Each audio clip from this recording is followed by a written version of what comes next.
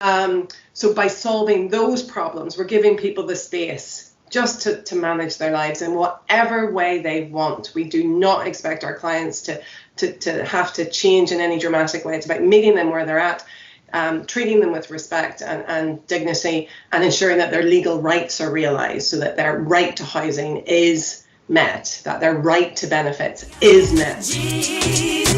Better be stronger than the neoliberalist and capitalist. The best of us. My name is Niamh Eastwood. I'm Executive Director of Release, which is the UK Centre of Expertise on Drugs and Drug Law. We provide legal services and expert drug services to people who use drugs and to those who are affected by the drug laws. Not always the same group. So we think about drugs policing. It can impact on a wide range of people, and in particular certain communities who may not be actually drug users or in possession of drugs. And at the moment, the debate around regulation is very much focused on cannabis for recreational purposes. So when I talk about regulation, what we're talking about is the legal framework that permits the possession, the supply and the manufacturing of substances, the cultivation of these plants. And I think very much at the moment, the focus we've seen across the globe is on cannabis. And that's great. And we are very supportive of that at the organisation. But to be honest, it will do very little to relieve the harms faced by some of the most marginalised. So the guys who are dependent on Class A substances like heroin and crack cocaine. So if you are a middle class or a upper class user of drugs and white, you are very unlikely to ever come in contact with the criminal justice system for your drug use. For the folks that we work with in particular, that it wasn't necessarily about the drugs, that drugs in particular were a way of them coping with some of the trauma that they had gone through in life. So, the vast majority of our clients will have experienced sexual or physical abuse, abandonment, loss, often at a young childhood age. And so therefore their drug use is a rational response in many ways to that emotional trauma. So if we think about heroin in particular, across the country every day, people will be prescribed heroin, diamorphine, morphine for physical ailments in hospitals. That happens every single day across this country. And there is a subgroup of people who are suffering emotional pain. And for them, they are using the same drugs that we use to treat physical pain. So it's quite a rational thing. But what we could see through our services is really how poverty was also a repeated form of trauma, that social exclusion was a repeated form of trauma. So that by addressing issues, as I say, not about the drugs, but really addressing kind of those poverty indicators around housing, around income, around making sure that people were treated with respect and dignity and equality within their treatment service, but by other services. Those were the things that need to be tackled at the core, and that drug policy is part of that big spectrum of reform that we want to see in respect of how we treat this really marginalised group of folks. Why are we struggling to kind of get through to the people kind of at the top who have the power to make big decisions that can change things dramatically?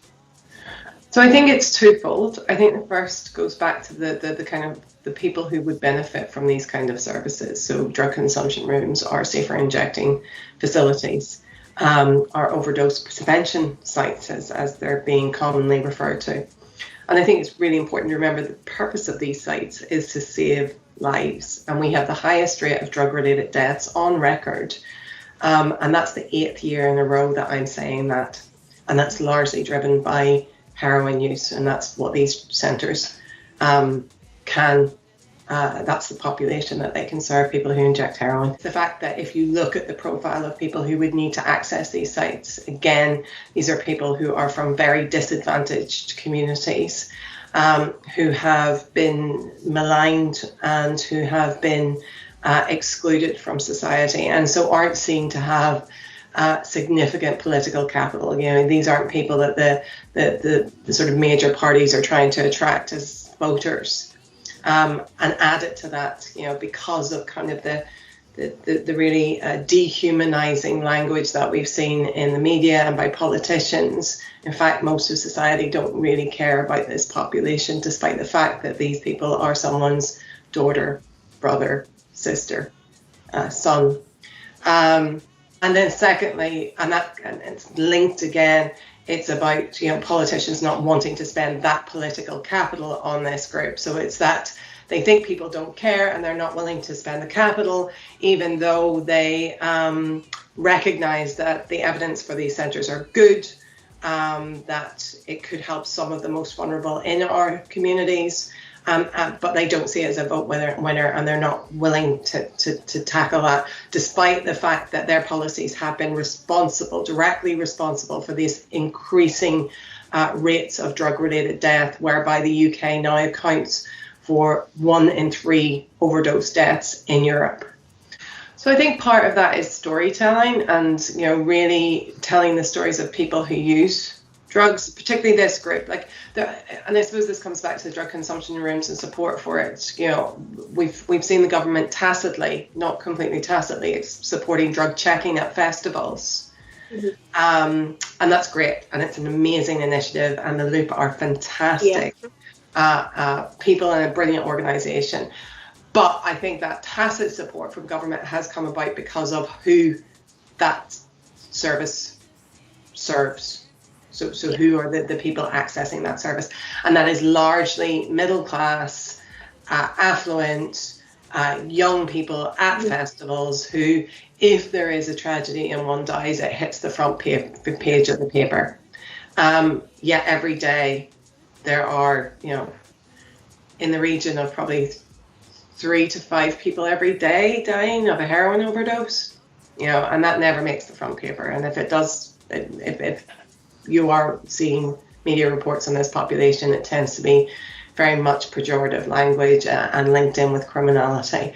So I think part of that storytelling is to tell the stories of people who use drugs, who use heroin, and to remind people that, as I said, often that kind of drug use is linked to trauma. More often than not, it's linked to trauma in childhood through adverse childhood experiences. There is nothing more immoral to me than the fact that our drug policy actually criminalizes trauma. And so I think part of that is that storytelling, telling those stories of folks, also challenging some of the perceptions. There is an idea that everyone who uses these drugs is, in absolute dire straits. They're not. There are people who are functional in these drugs. These drugs can save lives. I think that's really important to challenge some of that propaganda that we've been fed for 100 years. And you need to back up all those stories and challenging propaganda with evidence, And so all of the things that my organisation, Release, and other organisations who work in this field really focuses on our evidence-based solutions. So it's not one single thing that will cut through the kind of public rejection of this public population, but it's that kind of whole arc of storytelling through to evidence. There's a lot of othering of that population. It's like, oh, they're the others, and and what we're trying to do with Seeds is trying to tell these people that, we hear you, we see you, you are worth something. And it's not just black and white. And like you said, there are some people who are functioning very well whilst using these substances. So is that othering as well useful for politicians? So again, challenging communities to think about, well, why do you have a visible drug market in your community?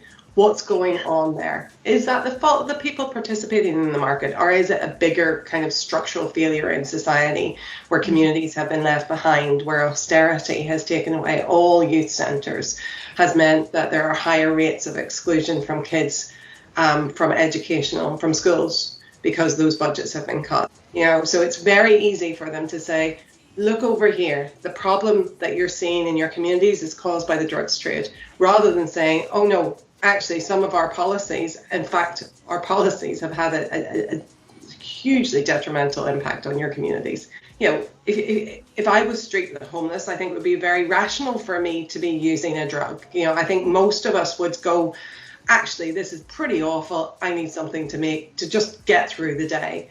So by solving those problems, we're giving people the space just to manage their lives in whatever way they want. We do not expect our clients to have to change in any dramatic way. It's about meeting them where they're at, treating them with respect and dignity, and ensuring that their legal rights are realised, so that their right to housing is met, that their right to benefits is met. And that kind of on the ground surveillance work that we have through our services allows us then to inform our policy work. So one of the areas that we've done a lot of work on is around racial disparities in the criminal justice system.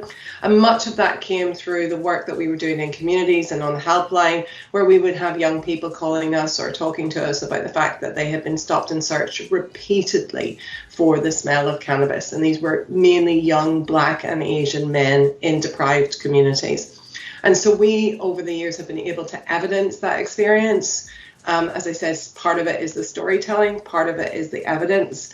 And so our most recent report showed that Black people were 9 times more likely to be stopped and searched for drugs, despite using drugs at a much less rate than the white population. And when caught in possession, and it's worth remembering that 4 out of 5 stop and searches for drugs result in nothing being found.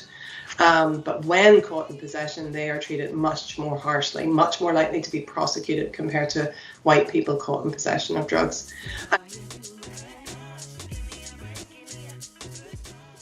Often it's really important to talk about these kind of policy issues in the space that you're in.